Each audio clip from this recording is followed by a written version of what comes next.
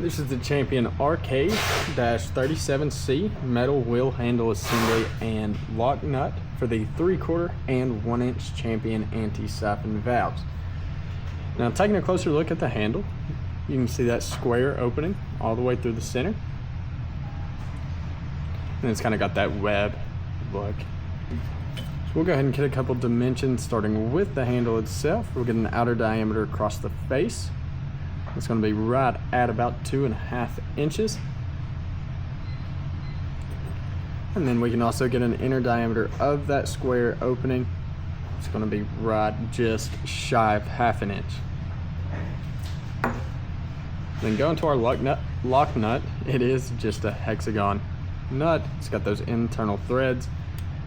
Outer diameter from point to point, going to be right at 1/2 inch. And then inner diameter at the threads, going to be right at 1/4 inch.